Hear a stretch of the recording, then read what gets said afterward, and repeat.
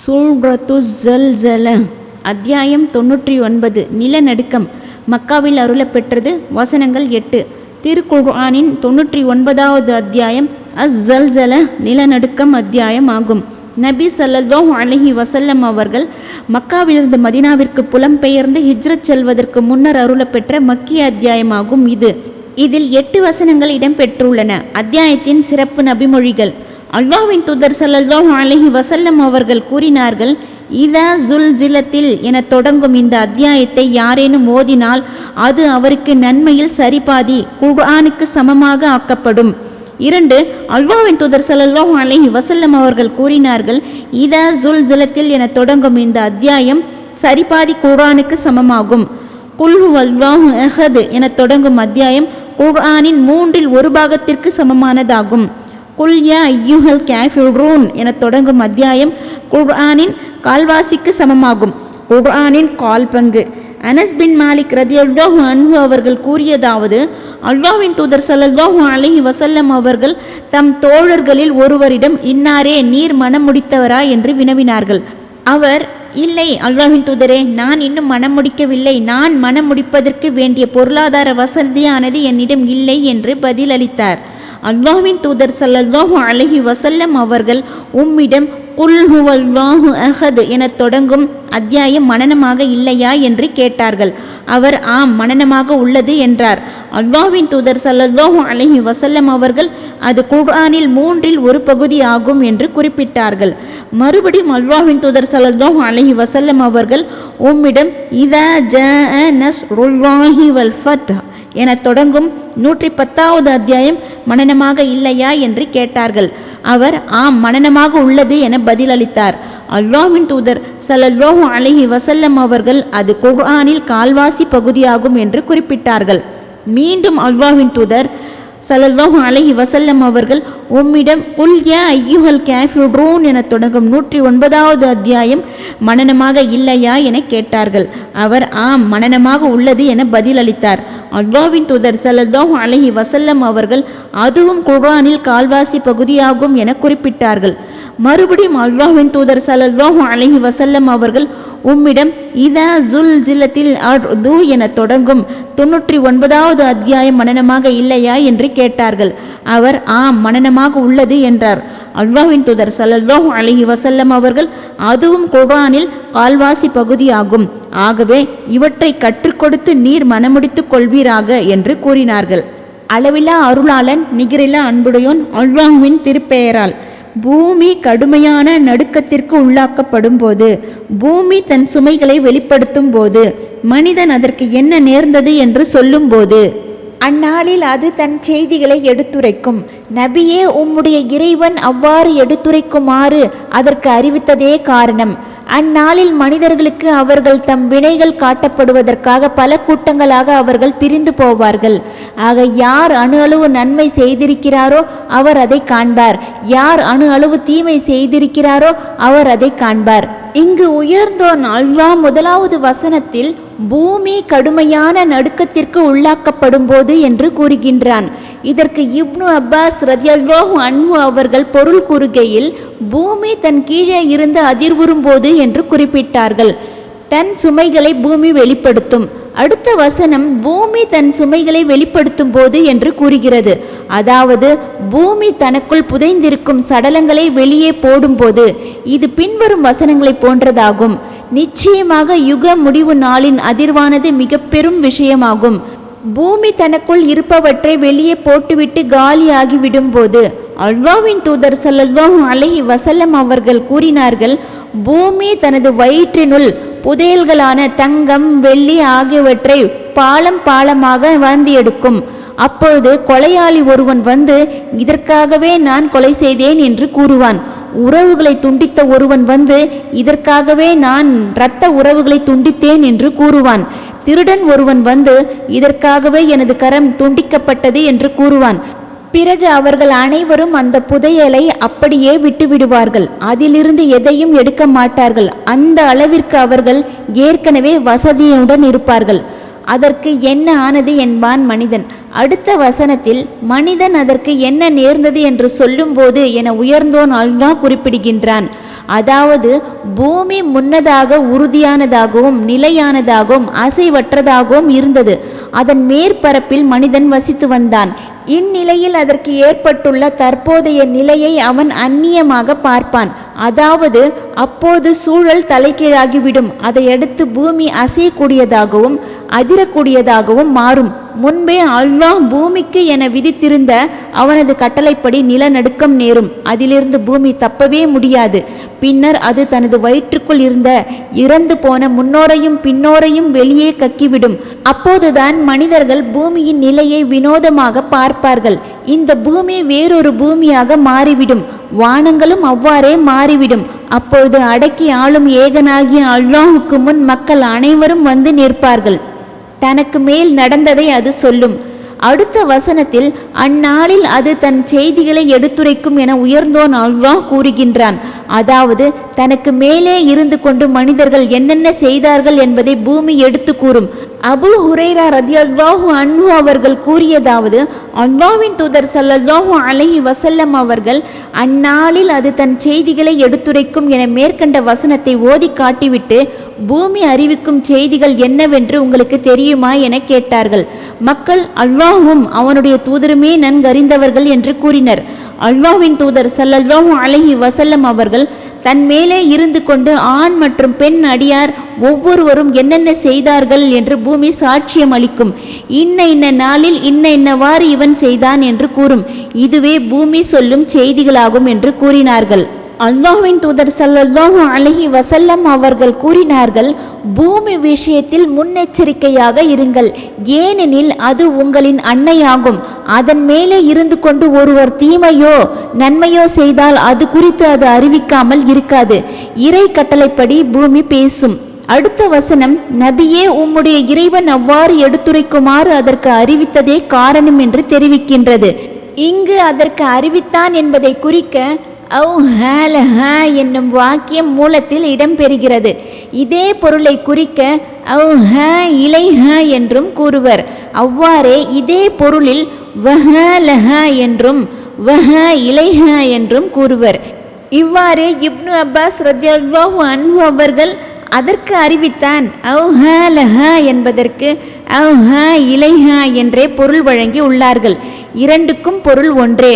அதற்கு அறிவித்தான் என்பது அதற்கு அனுமதி அளித்தான் என்னும் கருத்தை உள்ளுரையை பொருளாக கொண்டிருக்கிறது என்பதே வெளிப்படையான கருத்தாகும். இதன்படி லஹா என்பதே பொருத்தமானதாக அமையும். இப்னு அப்பாஸ் ரலியல்லாஹு அன்ஹு அவர்கள் அந்நாளில் அது தன் செய்திகளை எடுத்துரைக்கும் என்பதற்கு விளக்கம் அளிக்கையில், இறைவன் பூமியிடம் சொல் என கூறுவான், அப்பொழுது அது சொல்லும் என்று குறிப்பிட்டார்கள். முஜாஹித் ரஹ்மத்துல்லாஹி அலைஹி அவர்கள் அதற்கு அறிவித்தான் என்றால் அதற்கு கட்டளையிட்டான் என்று பொருள் கூறினார்கள். குரஸி ரஹ்மத்துல்லாஹி அலைஹி அவர்கள் பிளந்து இறந்தோரை வெளிப்படுத்துமாறு பூமிக்கு அல்லாஹ் கட்டளையிடுவான் என்று கூறினார்கள். பல கூட்டங்களாக பிரியும் மனிதர்கள். அடுத்த வசனத்தில் அந்நாளில் மனிதர்கள் பல கூட்டங்களாக பிரிந்து போவார்கள் என்று உயர்ந்தோன் அல்லாஹ் கூறுகின்றான். அதாவது அந்நாளில் மனிதர்கள் விசாரணை களத்திலிருந்து பல கூட்டங்களாக திரும்புவார்கள். பல கூட்டங்கள் அஷ்தாத் என்றால் நற்பேறு பெற்றவர், துர்பேறு பெற்றவர், சொர்க்கம் செல்ல கட்டளையிடப்பட்டவர், நரகம் செல்ல கட்டளையிடப்பட்டவர் என பல வகையினராகவும் பல அணியினராகவும் பிரிந்து போவர் என்று பொருள். இப்னு ஜுரைர் ரஹ்மத்துல்லாஹி அலைஹி அவர்கள் மக்கள் தனித்தனியாக சிதறிவிடுவார்கள், இறுதி வரை ஒன்று சேர மாட்டார்கள் என்று குறிப்பிட்டார்கள். சுத்தி ரஹ்மத்துல்லாஹி அலைஹி அவர்கள் அஷ்தாத்தன் என்னும் சொல்லுக்கு பல்வேறு பிரிவினராக என்று பொருள் கூறினார்கள். அடுத்த தொடரில் மனிதர்களுக்கு அவர்கள் தம் வினைகள் காட்டப்படுவதற்காக அவ்வாறு பிரிந்து போவார்கள் என்று உயர்ந்தோன் அல்லாஹ் விவரிக்கின்றான். அதாவது மனிதர்கள் இம்மையில் செய்த நன்மை தீமை ஆகியவற்றுக்கு பிரதிபலன் வழங்கப்படுவதற்காகவே அவர்கள் பிரிந்து போவார்கள். அணு அளவு நன்மையோ தீமையோ. இதனாலேயே அடுத்தடுத்த வசனங்களில் ஆக யார் அணு அளவு நன்மை செய்திருக்கிறாரோ அவர் அதை காண்பார், யார் அணு அளவு தீமை செய்திருக்கிறாரோ அவர் அதை காண்பார் என்று அல்லாஹ் தெரிவிக்கின்றான். அபு ஹுரைரா ரலியல்லாஹு அன்ஹு அவர்கள் கூறியதாவது, அல்லாஹ்வின் தூதர் ஸல்லல்லாஹு அலைஹி வஸல்லம் அவர்கள் குதிரை வைத்திருத்தல் ஆனது 3 பேருக்குரிய விளைவை தரக்கூடியதாகும். ஒரு மனிதருக்கு நற்பலன் கிடைக்கும், மற்றொரு மனிதருக்கு பொருளாதார பாதுகாப்பு கிடைக்கும், இன்னொருவருக்கு பாவ சுமை கிடைக்கும் என்று கூறிவிட்டு அவை யார் யாருக்கு கிடைக்கும் என்று தொடர்ந்து கூறினார்கள். அப்பொழுது அல்லாஹ்வின் தூதர் ஸல்லல்லாஹு அலைஹி வஸல்லம் அவர்களிடம் கழுதைகள் குறித்து வினவப்பட்டது. அதற்கு நபி அவர்கள், அவற்றை குறித்து எனக்கு அல்லாஹ் எதையும் அருளவில்லை. யார் அணு அளவு நன்மை செய்திருக்கிறாரோ அவர் அதை காண்பார், யார் அணு அளவு தீமை செய்திருக்கிறாரோ அவர் அதை காண்பார் என்னும் தனித்துவமான ஒருங்கிணைந்த இந்த வசனங்களை தவிர என்று சொன்னார்கள். இதுவே போதும்.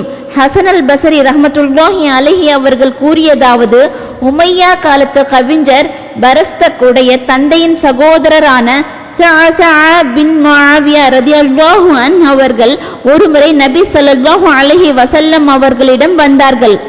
அப்போது நபி ஸல்லல்லாஹு அலைஹி வஸல்லம் அவர்கள், யார் அணு அளவு நன்மை செய்திருக்கிறாரோ அவர் அதை காண்பார், யார் அணு அளவு தீமை செய்திருக்கிறாரோ அவர் அதை காண்பார் என்னும் வசனங்களை அவரிடம் ஓதி காட்டினார்கள். அதற்கு ரலியல்லாஹு அன்ஹு அவர்கள், போதும், வேறு எதையும் நான் செவியுறாவிட்டாலும் அதை நான் பொருட்படுத்த மாட்டேன் என்று கூறினார்கள். நபிமொழிகள் 1. அல்லாஹ்வின் தூதர் ஸல்லல்லாஹு அலைஹி வஸல்லம் அவர்கள் கூறியதாவது, ஒரு பேரிச்சம்பழத் துண்டை தர்மமாக கொடுத்தேனும் ஒரு நற்சொல்லை கொண்டேனும் நரகத்திலிருந்து தப்பித்து கொள்ளுங்கள். 2. நபி ஸல்லல்லாஹு அலைஹி வஸல்லம் அவர்கள் கூறினார்கள், அறச்செயல்களில் எதையும் நீர் அற்பமானதாக கருதிவிடாதீர். அது உம்மிடம் குடிநீர் கேட்பவரின் பாத்திரத்தில் உமது வாயிலிருந்து தண்ணீர் ஊற்றுவதாயினும் சரியே, உம்முடைய சகோதரனை நீர் முகமலர்ச்சியுடன் சந்திப்பதாயினும் சரியே. 3. அல்லாஹ்வின் தூதர் ஸல்லல்லாஹு அலைஹி வஸல்லம் அவர்கள் கூறினார்கள், முஸ்லிம் பெண்களே, உங்களில் எந்த பெண்ணும் தன் அண்டை வீட்டுக்காரிக்கு ஒரு ஆட்டின் கால் குழம்பை அன்பளிப்பாக அளித்தாலும் அதை அவள் அற்பமானதாக கருத வேண்டாம். 4. அல்லாஹ்வின் தூதர் ஸல்லல்லாஹு அலைஹி வஸல்லம் அவர்கள் கூறினார்கள், தீக்கப்பட்ட கால் குழம்புடனாவது யாசகரை திருப்பி அனுப்புங்கள். 5. ஆயிஷா ரலியல்லாஹு அன்ஹா அவர்கள் கூறியதாவது, அல்லாஹ்வின் தூதர் ஸல்லல்லாஹு அலைஹி வஸல்லம் அவர்கள் என்னிடம், ஆயிஷாவே, பேரிச்சம்பழத்தின் ஒரு துண்டை கொடுத்தேனும் நரகத்திலிருந்து உன்னை பாதுகாத்துக்கொள், ஏனெனில் அது வயிறார உண்டவருக்கு தரும் ஆறுதல் நிலை பசித்தவருக்கும் ஓரளவேனும் தரும் என்று கூறினார்கள். 6. மற்றொரு ஹதீஸில் வந்துள்ளதாவது, ஒருமுறை அன்னை ஆயிஷா ரலியல்லாஹு அன்ஹா அவர்கள் ஒரு ஏழைக்கு ஒரே ஒரு திராட்சம் பழத்தை தர்மமாக வழங்கினார்கள். மேலும் இதில் எத்தனை அணு அளவு நன்மை இருக்கிறது தெரியுமா என்று சொன்னார்கள். அத்தியாயம் கேட்டு அழுத அபுபக்கர் ரலியல்லாஹு அன்ஹு. அப்துல்லா பின் அம்ர் பின் அல் ஆஸ் ரலியல்லாஹு அன்ஹு அவர்கள் கூறியதாவது, பூமி கடுமையான நடுக்கத்திற்கு உள்ளாக்கப்படும் போது என தொடங்கும் இந்த அத்தியாயம் அருளப்பெற்ற பொழுது அங்கு அமர்ந்திருந்த அபுபக்கர் ரலியல்லாஹு அன்ஹு அவர்கள் அழுதார்கள். அப்பொழுது அல்லாஹ்வின் தூதர் ஸல்லல்லாஹு அலைஹி வஸல்லம் அவர்கள் அபுபக்கர் அலி அவர்களிடம், அபுபக்கரே, நீர் ஏன் அழுகிறீர் என கேட்டார்கள். அபுபக்கர் அலி அவர்கள், இந்த அத்தியாயம் என்னை அழ வைக்கிறது என்று பதிலளித்தார்கள். அப்பொழுது அல்லாஹ்வின் தூதர் ஸல்லல்லாஹு அலைஹி வஸல்லம் அவர்கள், அல்லாஹ் உங்களுக்கு மன்னிப்பு வழங்கும் வகையில் நீங்கள் தவறிழைக்கவோ பாவம் புரியவோ இல்லையெனில் நிச்சயமாக அவன் ஒரு தலைமுறையை படைப்பான். அவர்கள் தவறிழைப்பார்கள், பாவம் புரிவார்கள், அவர்களுக்கு அவன் மன்னிப்பு வழங்குவான் என்று அபுபக்கர் ரலியல்லாஹு அன்ஹு அவர்களிடம் கூறினார்கள். இறுதி வசனங்களின் பின்னணி. யார் அணு அளவு நன்மை செய்கிறாரோ அவர் அதை காண்பார், யார் அணு அளவு தீமை செய்கிறாரோ அவர் அதை காண்பார் எனும் வசனங்கள் தொடர்பாக சயீத் பின் ஜுபைர் ரஹ்மத்துல்லாஹி அலைஹி அவர்கள் கூறியதாவது, உணவின் மேல் விருப்பம் இருந்தும் அதை அவர்கள் ஏழைக்கும் அனாதைக்கும் கைதிக்கும் வழங்குவார்கள் என்னும் வசனம் அருளப்பெற்ற பொழுது சொற்பமான பொருளை தர்மம் செய்தால் தமக்கு பிரதிபலன் வழங்கப்படாது என்று அக்கால முஸ்லிம்கள் கருதி கொண்டனர். இந்நிலையில் அந்த முஸ்லிம்களின் வீட்டு வாசலுக்கு யாசகர் வருவார். அவருக்கு தம்மிடம் உள்ள ஒரே ஒரு பேரிச்சம்பழம், ஒரே ஒரு ரொட்டி துண்டு, ஒரே ஒரு பாதாம் பருப்பு போன்றவற்றை தானமாக கொடுப்பதை அவர்கள் சொற்பமாக கருதி அவரை வெறும் கையுடன் திருப்பி அனுப்பிவிடுவார்கள்.